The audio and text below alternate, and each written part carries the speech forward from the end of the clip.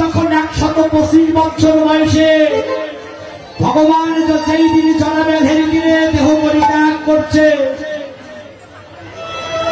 সামান্য জরাব্যাধির তীরে ভগবান শ্রীকৃষ্ণ যেই দিন 125 বছর বয়সে ভগবান যেই দিন দেহ পরিত্যাগ করছেন বাবা, সেই দিন দেবর্ষি নারদ ছুটে গিয়েছে ভগবান শ্রীকৃষ্ণের কাছে। প্রভু, ও প্রভু, তুমি কি সত্যিকারের ভগবান নাকি তুমি রেডিমেড ভগবান? ও নারদ, হঠাৎ তোমার মনে এই প্রশ্ন? নারদ বললেন, হ্যাঁ প্রভু, আমি জানতে চাই তুমি সত্যিকারের ভগবান নাকি তুমি রেডিমেড ভগবান। তুমি যদি সত্যিকারের ভগবান হবে, আচ্ছা প্রভু, তাহলে আজকে এই সামান্য জরাব্যাধির তীরে আজকে ভগবান হয়ে কেন তুমি আজকে দেহ পরিত্যাগ করছো? ভগবান শ্রীকৃষ্ণ সেই দিন বললেন, দেবর্ষি নারদ, তুমি জানতে চাও যে সামান্য জরাব্যাধির তীরে আজকে আমি ভগবান হয়ে কেন সামান্য জরাব্যাধির তীরে আজকে আমি দেহ পরিত্যাগ করছি? শোনো নারদ, আজকে সামান্য জরাব্যাধির তীরে আজকে দেহ পরিত্যাগ করে আমি এই জগৎ জীবকে বুঝিয়ে দিলাম, এই জগৎ জীবকে আমি শিখিয়ে দিলাম, এই জগতে পাপ কোনদিন পাপ কেউ ক্ষমা করে না। পাপ কোনদিন পাপ কেউ ক্ষমা করে না। আচ্ছা প্রভু, তুমি তো হচ্ছে ভগবান, তুমি সৃষ্টি স্থিতি লয় প্রলয়ের মালিক। আচ্ছা প্রভু, তুমি ভগবান হয়ে তুমি কি কোনদিন পাপ করতে পারো? ভগবান শ্রীকৃষ্ণ বললেন, দেবর্ষি, ও দেবর্ষি, এই পাপ আমি করিনি দেবর্ষি, এই পাপ কে করেছিল জানো? এই পাপ করেছিল আমার পুত্র শাম্য। শাম্য কি পাপ করেছিল প্রভু? ভগবান শ্রীকৃষ্ণ সেই দিন বললেন, দেবর্ষি, আমার পুত্র শাম্য কবে কোন দিন এই পাপ করেছিল জানো? একদিন দুর্বাসা ঋষি, বিশ্বামিত্র মুনি, কয়েকজন মুনি মিলে যখন পথ দিয়ে হেঁটে হেঁটে চলছে, আর আমার পুত্র শাম্য সেই দিন কি করেছে জানো দেবর্ষি? একটা শাড়ি পরে পেটে কিছু কাপড় বুঝিয়ে দিয়ে অন্তঃসত্ত্বা নারীর বেশ ধরে ঋষি দুর্বাসার সম্মুখে এসে বলল, ওহে ঋষিবর, ঋষিবর, বলুন তো ঋষিবর, আমি তো অন্তঃসত্ত্বা নারী, আচ্ছা বলুন তো আমার পেটে কি বাচ্চা হবে, ছেলে হবে না মেয়ে হবে? ও বাবা, ঋষি দুর্বাসা তো জানে যে কে। ঋষি দুর্বাসা বলল, শাম্য, আমি বারবার বলছি আমার সম্মুখ হতে দূর হয়ে চলে যাওয়া, নইলে আমি কিন্তু তোমাকে অভিশাপ দেব। সেই দিন নাসর বাচ্চা শাম্য আবার ফিরে এলেন ঋষি দুর্বাসার সম্মুখে। ও ঋষিবর, ঋষিবর, বলুন না ঋষিবর, মনে বড় বাসনা, আমি জানতে চাই আমার পেটে কি বাচ্চা হবে, বলুন তো ছেলে হবে না মেয়ে হবে? সেই দিন ক্রোধান্বিত হয়ে দুর্বাসা ঋষি অভিশাপ দিয়ে, শাম্য, তুই বারবার আমার সম্মুখে এসে তুই আমাকে অপমান করছিস, তাই আমি তোকে অভিশাপ দিলাম, তোর পেট থেকে যা বের হবে তার থেকে তোর যদুবংশ একেবারে ধ্বংস হয়ে যাবে। তোর পেট থেকে যা বের হবে তার থেকে তোর যদুবংশ ধ্বংস হয়ে যাবে। এবার কি হলো বাবা?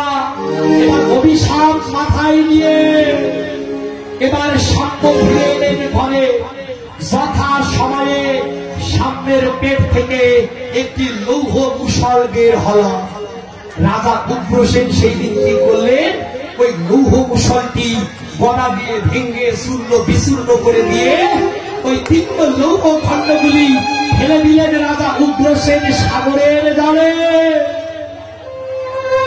ও বাবা, ওই তীক্ষ্ণ লৌহ খণ্ডগুলি যখন সাগরের জলে ফেলে দিয়েছে, ওই সাগরের একটি বিশাল আকৃতির মাছ ওই লৌহ মুষলের একটি তীক্ষ্ণ লৌহ খণ্ড তুলে ফেলেছে এক জেলের জালে।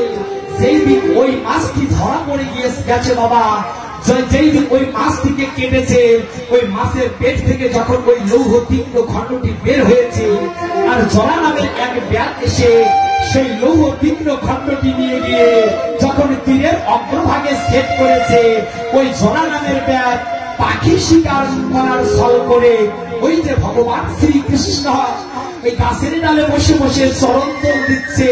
ভগবান শ্রীকৃষ্ণের চরণতল ঠিক দেখতে একেবারে পাখির ঠোঁটের নেয় লাল টকটকে। এবার কি হলো বাবা, পাখির ঠোঁট ভেবে জলা নামের ব্যাস যেই দিন ভগবান শ্রীকৃষ্ণের চরণ কমলে যখন বাদ নিক্ষেপ করেছে, আজকে জলা ব্যাধির তীরে আজকে ভগবান শ্রীকৃষ্ণ দেহ পরিত্যাগ করছে।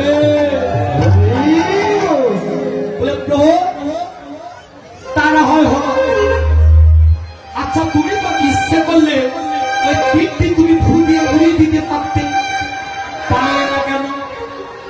ভগবান বললেন দেবর্ষি আমি ইচ্ছে করলে ওই তীরটি আমি ফু দিয়ে উড়িয়ে দিতে পারতাম, কিন্তু আমি পারিনি কেন জানো? যে হচ্ছে আমার কর্মফল। প্রভু তোমার কর্মফল তুমি আবার কবে করবে এই পাপ করেছিলে? ভগবান শ্রীকৃষ্ণ বললেন দেবর্ষি জানতে চাও আমি এই পাপ কবে মন্দির করেছিলাম? আমি এই পাপ করেছিলাম ত্রেতা যুগে যেই দিন আমি বালিকে নৃশংসভাবে হত্যা করেছি, সেই দিন বালির পুত্র অঙ্গ আমায় সেদিন হত্যা করতে চেয়েছিল। আমি সেদিন বালিপুত্র অঙ্গদকে বলেছিলাম অঙ্গ ও অঙ্গ তোমার মনোবাসনা পূর্ণ হবে অঙ্গ, তবে এ জন্মে নয়, তোমার মনোবাসনা পূর্ণ হবে দাপর যুগে। দাপর যুগে আমি যাব কৃষ্ণ অবতারে, আমি হব ভগবান শ্রীকৃষ্ণ আর তুমি হবে জরা নামের ব্যাস। আমি যেদিন গাছের ডালে বসে চরণে দোল দিব আর পাখির ঠোঁট ভেবে সেই দিন তুমি আমার চরণ কমলে বান নিক্ষেপ করবে, সেই দিন আমি দেহ পরিত্যাগ করব তোমার মনে, সেই দিন অঙ্গ তোমার মনের বাসনা পূর্ণ হবে।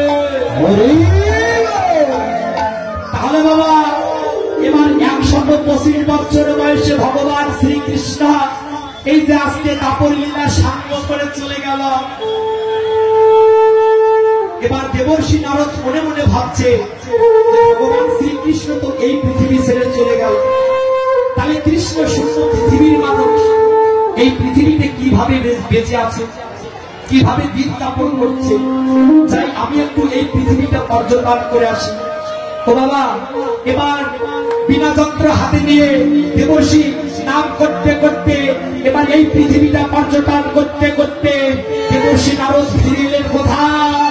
ফিরে এলেন মধুময় শ্রীরাম বৃন্দাবনে যমুনা পুরীতে। ভাগবত সিদ্ধান্ত দিলেন দেখো বৃন্দাবনে যমুনা পুরীতে এসে দেখতে পেলেন বাবা যে এক ষোড়শী যুবতী কন্যা ধুলোয় পড়ে গড়াগড়ি দিচ্ছে এবং তার ডানে এবং বামে দুজন বৃদ্ধ মানুষ অচৈতন্য অবস্থায় পড়ে আছে। দেবর্ষি নারদ ছুটে গেলে সেই সুন্দরী যুবতী কন্যার কাছে, মা কে তুমি? মা কিবা তোমার পরিচয়? কেন তুমি ধুলোয় পড়ে গড়াগড়ি দিচ্ছ? কি হয়েছে তোমার? এটা ওই ষোড়শী যুবতী কন্যা বললা, দেবর্ষি ও দেবর্ষি এ জগতে তুমিও আমায় চিনতে পারলে না? শোনো দেবর্ষি, যে বিনা যন্ত্র হাতে নিয়ে যে ভক্তিকে আশ্রয় করে তুমি প্রভুর নাম গুণকীর্তন করে বেড়াও, এই জগৎ সংসারে আমি হচ্ছি সেই ভক্তি মহারানী। তুমি ভক্তি মহারানী? আচ্ছা মা তা না হয় হলো, তাহলে এই যে তোমার ডানে বামে দুজন বৃদ্ধ মানুষ অচৈতন্য অবস্থায় পড়ে আছে, এরা কারা? এবার ভক্তি মহারানী বললেন এরা হচ্ছে আমারই দুই পুত্র জ্ঞান এবং বৈরাগ্য। আচ্ছা মা তোমাকে দেখতে ঠিক ষোড়শী যুবতী কন্যার ন্যায় মনে হচ্ছে, তাহলে তোমার দুই পুত্র আজকে বৃদ্ধ অবস্থায় অচৈতন্য হয়ে ধুলায় পড়ে আছে কেন? ও বাবা সেই দিন ভক্তি মহারানী বলেছিল দেবর্ষি আজকে আমায় দেখতে ঠিক ষোড়শী যুবতী কন্যার ন্যায় মনে হচ্ছে, আর আমার দুই পুত্র জ্ঞান এবং বৈরাগ্য তারা আজকে এই পৃথিবীতে এই যমুনা পুরীতে আজকে অচৈতন্য অবস্থায় বৃদ্ধ অবস্থায় কেন পড়ে আছো জানো? ভগবান যেদিন এই পৃথিবী ছেড়ে চলে গেছে, যেদিন লীলা সাধ্য করে চলে গেছে, সেই দিন থেকে এই পৃথিবীতে ভক্তির কোনো মূল্য নাই, সেই দিন হবে জ্ঞানের কোনো মূল্য নাই, সেই দিন থেকে বৈরাগ্যের কোনো মূল্য নাই। কি বাবা ভক্তির কোনো মূল্য আছে? ও মাসিমা কি ভক্তির কোনো মূল্য আছে? এই যে ভক্তির, আজকে আমাদের হৃদয়ে যদি প্রেম ভক্তি থাকতো, তাহলে এই যে মধুমায় শ্রীরাম বৃন্দাবনে এসে আমরা কি গল্প গুজব করতাম? সবাই উলো ধরে দিত না?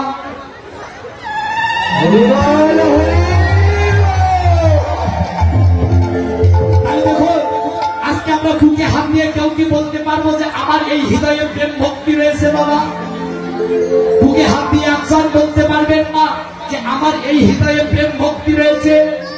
এই পৃথিবীতে ভক্তির কোনো মূল্য আছে? দেখো, এই মঞ্চে দাঁড়িয়ে আমি বলে যেতে চাই, আজকে এই মঞ্চে দাঁড়িয়ে বলে যাচ্ছি, আজকে সনাতন ধর্মের মানুষ, আজকে আমাদের ঘরের ছেলেরা কি করছে? আজকে সনাতন ধর্মের মানুষেরা দেখবে, আজকে আমাদের ঘরের ছেলেরা ওই যে মন্দিরের সামন দিয়ে যখন পথ দিয়ে হেঁটে হেঁটে যায়, তখন আমাদের ঘরের ছেলেরা, আমাদের ধর্মের মানুষেরা কি করে? হাতে সিগারেট দিয়ে ঠাকুরকে কোনো রকমের নমস্কার করে। কথাগুলো মিলিয়ে দিবে। এই যে দুর্গা পূজায় এসেছে, কি করে?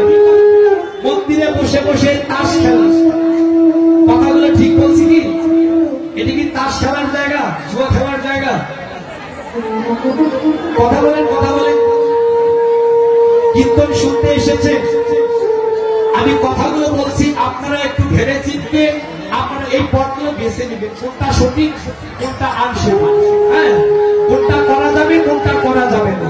দেখো, আজকে আমরা হাতে সিগারেট দিয়ে ঠাকুরকে নমস্কার দেই, আরে ঠাকুর কি তোমার ওই নমস্কার দিবে? বাবা, ভক্তি নাই, শ্রদ্ধা নাই, বিশ্বাস নাই, ভালোবাসা নাই, হাতে সিগারেট দিয়ে নমস্কার আজকে আমরা দিচ্ছি। ঠাকুর এই শ্রদ্ধায় কি ঠাকুর আমায় দর্শন দিবে? ঠাকুর কি তার চরণে আমায় ঠাই দিবে? তাহলে মন্দিরে বসে বসে আজকে আমরা তাস খেলছি বাবা, তাহলে সেটা কি তাস খেলার জায়গা?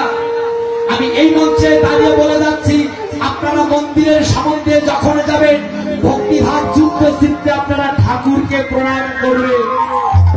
আর মন্দিরে যদি কোনো মন্দিরে যদি তাস জুয়া খেলা হয়, আপনারা মন্দির থেকে ওদেরকে তাড়িয়ে দিবেন। পারলে ভগবান শ্রীকৃষ্ণের মুখনিসৃত বাণী গীতা ওদের হাতে তুলে দিয়ে বলবে যে 10 পাশে মিলে দুয়ারে বসিয়া হরিনাম সংকীর্তন করো, সবে হাতে তালি ধরে।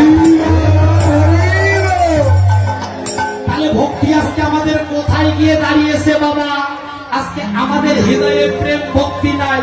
আচ্ছা বলুন তো, এই পৃথিবীতে ভালো জিনিসের কোনো মূল্য আছে? হ্যাঁ, ভালো জিনিসের কোনো মূল্য নাই, ভালো কথার কোনো দাম আছে? হ্যাঁ, আপনি আজকে একজনকে জ্ঞান দিতে যাবেন, উল্টো সে আপনাকে জ্ঞান দেবে। দেখো, আজকে আমাদের ঘরের ছেলে মেয়েরা, এই যে 18 বা 20 বছরের একটা ছেলেকে যদি বলা হয়, বা একটা মেয়েকে যদি বলা হয়, একটা ছেলেকে যদি বলা হয়, হ্যাঁ বোকা, দুষ্টুমি করিস না রে বাবা, সকালবেলা ঘুম থেকে উঠবি, স্নান করবি, ঠাকুর ঘরে যাবি, ঠাকুর সেবা দিবি, তোর পিতা মাতাকে প্রণাম করবি, তোর দাদু দিদাকে প্রণাম করবি, গীতার 2-4টা শ্লোক পাঠ করে অধ্যয়ন করে তারপর তুই স্কুল অথবা কলেজে যাবি। আপনাকে কি বললেন ওরা? বলে, ও মশাই, ওরকম জ্ঞান আমায় দিতে হবে না, আপনার সে অত্যাধিক জ্ঞান আমার রয়েছে। তাহলে আপনি জ্ঞান দিবেন কাকে বাবা? এই পৃথিবীতে জ্ঞান দেওয়ার মানুষ রয়েছে, কিন্তু এই পৃথিবীতে জ্ঞান দেওয়ার মানুষ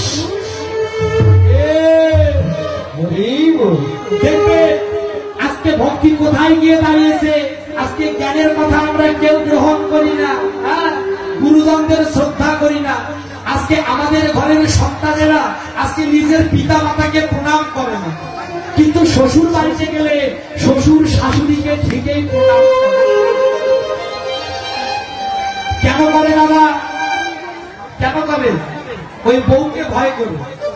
শ্বশুর বাড়িতে গিয়ে যদি প্রণাম না করি, তাহলে বউয়ের যদি ঝাঁটার বাড়ি খেতে হয়, হ্যাঁ, তাহলে প্রণাম করবেন, শ্বশুর শাশুড়িকে প্রণাম করবেন। আমি প্রণাম করতে নিষেধ করিনি, কিন্তু ঘরে যে নিজের পিতা মাতা রয়েছে তাকে কি প্রণাম করতে হবে না? এই যে ভেবে দেখুন, আদিগুরু পিতা মাতা, তাকে প্রণাম করতে হবে। আপনার বাড়িতে যদি দীক্ষা গুরু আসে, শিক্ষা গুরু আপনার বাড়িতে আসে বাবা, সর্বপ্রথম নিজের পিতা মাতাকেই প্রণাম করতে হবে, শাস্ত্র সিদ্ধান্ত দিয়েছে। তারপরে জাগতিক জগতের গুরুকে প্রণাম করতে হবে।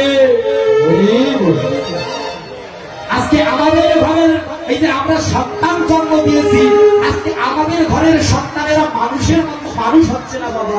তাহলে এই অপরাধ, এই দোষ, এগুলো কার? এগুলো হচ্ছে নিজের পিতা মাতা। আজকে আমরা উপদেশ দিতে পারি না, কেননা আমরা যে নিজেই এই আচরণগুলো করি। বাবা অপরাধ ক্ষমা করবে, এর জন্য আপনি আসরি ধর্ম জীবনে শেখান, আর আচরণ না করলে ধর্ম কাউকে তো শেখানো না। তাহলে আমি যদি আমার পিতা মাতাকে যদি প্রণাম না করি, তাহলে আমার সন্তান কি আমাকে প্রণাম করবে? বাবা প্রণাম করবে না। তাহলে দেখুন বক্তব্য দেরি আছে, 10 মিনিট পরে বক্তব্য দেবেন। তাহলে দেখুন দাদা, আজকে আপনি উপদেশ কাকে দিবেন?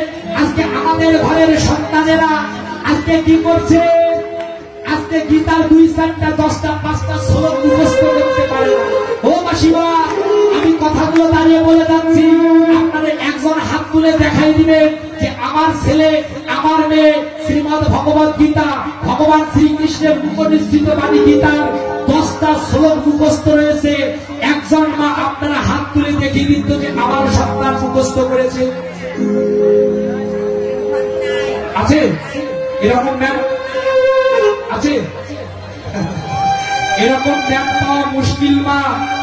মনে রাখবে, আজকে আপনারা আপনাদের সন্তানের হাতে গীতা তুলে না দিয়ে, বিভিন্ন শাস্ত্র রয়েছে, চৈতন্য চরিতামৃত রয়েছে, 18 খান পুরাণ রয়েছে, বেদ রয়েছে, আপনারা ধর্মীয় গ্রন্থ তুলে না দিয়ে আপনারা কি তুলে দিয়েছে? আজকে আমাদের সন্তানের হাতে আজকে আমরা মোবাইল তুলে দিয়েছি। হায়রে মোবাইল!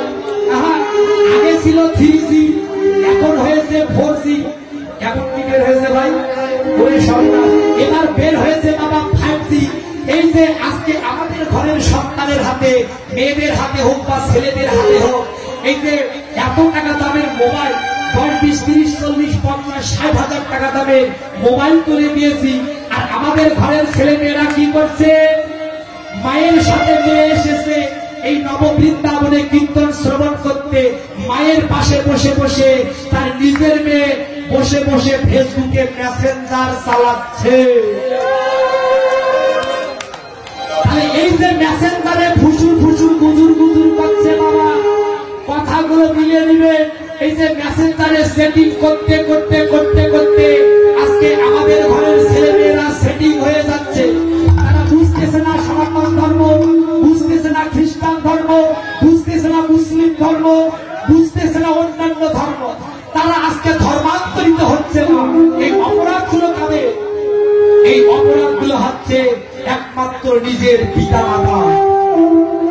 তাহলে আজকে আমাদের ঘরের সন্তানের হাতে আমরা যদি ধর্মীয় গ্রন্থ তুলে দিতাম বাবা, আজকে যদি সনাতন ধর্ম বিষয়ে আমাদের ঘরের সন্তানেরা যদি আজকে এই জ্ঞান যদি লাভ করত, ধর্মীয় শিক্ষায় যদি আজকে তারা শিক্ষিত হতো, আচ্ছা বলুন তো মা, তাহলে আজকে আমাদের ঘরের সন্তানেরা কি ধর্মান্তরিত হতো? ধর্মান্তরিত হতো না। তাই আজকে আমি এই কীর্তনাঙ্গনে দাঁড়িয়ে বলে যেতে চাই, সনাতন ধর্মের অর্থ কি? সনাতন ধর্মের অর্থ হচ্ছে শাশ্বত চিরন্তন, যা আদিতে ছিল, বর্তমান আছে, ভবিষ্যতেও থাকবে।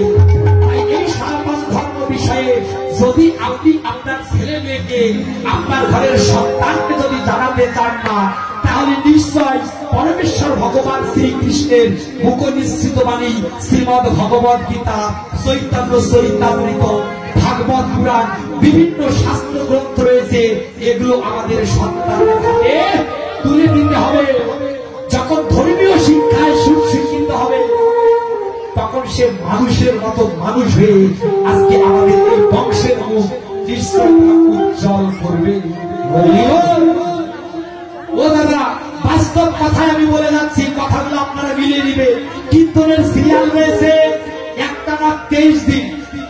23 দিন পরে বাড়ি যাচ্ছি, বাড়ি গিয়ে শুনলাম যে পাশের বাড়ির এক ছেলে ভাতিজা সম্পর্ক হয়, তার নাকি বললাম কিভাবে বিয়ে হলো?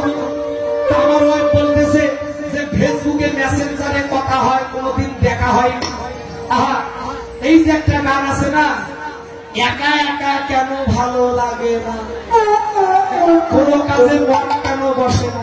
তো আমার ভাতিজার মন বসে নাই, মন বসে না পড়ার টেবিলে, মন বসে গেছে ফেসবুক মেসেঞ্জারে। মেসেঞ্জারে সেটিং করতে করতে করতে করতে ওই যে ছবি আদান প্রদান হয়ে গেছে। এই যে ভালো লাগা, ভালো লাগা থেকে ভালোবাসা, তার থেকে শুভ পরিণয় বিবাহ বন্ধনে আবদ্ধ হয়েছে। কিভাবে? তারা আজকে ভালোবাসা করে তারা বিয়ে করেছে। তো 23 দিন পর 24 দিনের মাথায় যখন বাড়িতে গেলাম, ওই ছোট ভাইকে বললাম, আরে ভাই ওই ভাতিজা নাকি বিয়ে করেছে, তো নয় একটু গিয়ে বৌমাকে দেখে আসি। এই ভাইকে নিয়ে গেলাম। দেখুন এই যে নতুন বউকে দেখতে গিয়ে কি দেখলাম বাবা, আমার ভাতিজার বয়স হচ্ছে 22 বছর আর বৌমার বয়স হচ্ছে 32 বছর। বৌমার বয়স হচ্ছে 32 আর আমার ভাতিজার বয়স হচ্ছে শুধুমাত্র 22। তো এখন আমি বললাম, হ্যাঁ রে খোকা, তোর বয়স 22 আর বৌমার বয়স হচ্ছে 32, এটি কেমন হয়ে গেল না? বয়সের যে অনেক ব্যবধান রয়ে গেল, এটিতে কি করলি রে বাবা? ওই ছোট্ট ছেলেটি আমায় উত্তর দিচ্ছে, কাকু আপনি বুঝবেন না। বলে আমি বুঝবো না? আমি বুঝবো না? তাহলে নিশ্চয়ই এখানে কোনো ব্যাপার স্যাপার রয়েছে। মনে হয় মেয়ের বাবা কোটি কোটি টাকার মালিক, ওর শ্বশুর মরে গেলে নিশ্চয়ই এই যে কোটি টাকার সম্পদ পাবে। তা আমি বললাম, হ্যাঁ খোকা আমি বুঝবো না, তো বুঝিয়ে বল। বলো কাকু ব্যাপারটা কি জানে? আমি তো মানে দিনে কোনো কাজকর্ম করি না, ঘুরে ঘুরে বেড়াই, ফেসবুক চালাই, ওই যে ছেলেদের সাথে ঘুরে ঘুরে বেড়াই, বন্ধু বান্ধবদের পাল্লায় পড়ি, ঘুরে বেড়াই। তো আমার মনে হয় কি কাকু জানে আমি যে কাজটা করেছি ভালোই করেছো? ভালোই করেছো, বুঝিয়ে বলো। লোক কাকু আমার বউ যদি কোনোদিন রেগে গিয়ে আমাকে 2-4টা ঘা বসিয়ে দেয়, কাকু আমি মনে করবো আমার গুরুজনে আমাকে মেরেছে। তাহলে দেখুন মা, আজকে এই সিচুয়েশনটা কোথায় গিয়ে দাঁড়িয়েছে। আপনি কাকে জ্ঞান দিবেন? জ্ঞানের কোনো মূল্য নাই, ভালো জিনিসের কোনো মূল্য নাই। তাহলে আজকে বিবেক জ্ঞান হারিয়ে গেছে। আজকে এই পৃথিবীতে দেখো কচু শাক খুবই ভালো জিনিস না, আমরা কচু শাক খেতে জানি না। ডুমুর খুবই ভালো ফল, আজকে ডুমুর ফল খেতে জানি না। আমরা কি খাই বাবা? আমরা খাই ফুলকপি। শীতের প্রারম্ভে যখন বাজারে ফুলকপি বের হয় 1 থেকে 150 টাকা প্রতি কেজি ফুলকপির মূল্য, তখন কি হয়? যা খেলে ওই ফুলকপি খেয়ে আজকে আমাদের পুষ্টির গ্যাস্ট্রিক হচ্ছে। তাহলে ভালো জিনিসের কোনো মূল্য নাই।